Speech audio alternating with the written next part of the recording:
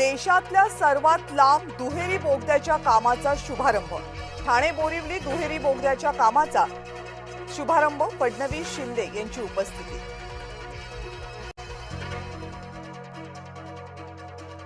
विरोधकांचा पाय ब्रेकवर तर आमचा पाय एक्सिलरेटरवर, एकनाथ शिंदेंचा विरोधकांना टोला।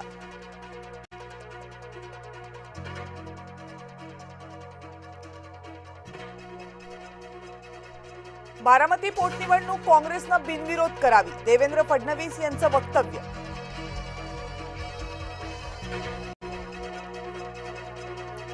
काँग्रेसनं राहुल गांधींच्या भाषेची चिंता करावी, काँग्रेसच्या शेरेबाजीला राष्ट्रवादीचं उत्तर।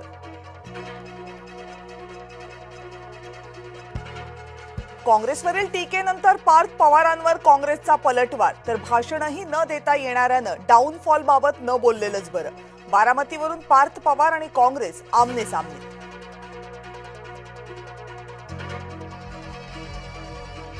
देशाच्या प्रगतीत काँग्रेसचा हात, काँग्रेसचं योगदान आपण विसरू शकत नाही, खासदार सुप्रिया सुळेंची भाजपच्या विरुद्ध भूमिका। बारामतीच्या पोटनिवडणुकीवरून काँग्रेसमध्ये फूट, सुनेत्रा पवारांच्या विरोधात उमेदवार दिल्यानं काँग्रेसमध्ये नाराजी, काँग्रेसमध्येच दोन गट पडल्याचं चव्हाट्यावर।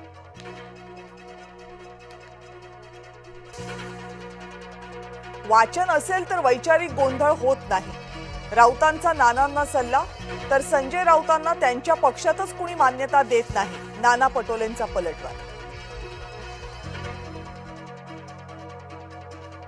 लोकशाहीत कोणी निवडणूक लढत असेल तर दबाव का आणायचा, शरद पवार यांच्या विचारांशी मी सहमत, संजय राऊतांनीही मांडलं मत।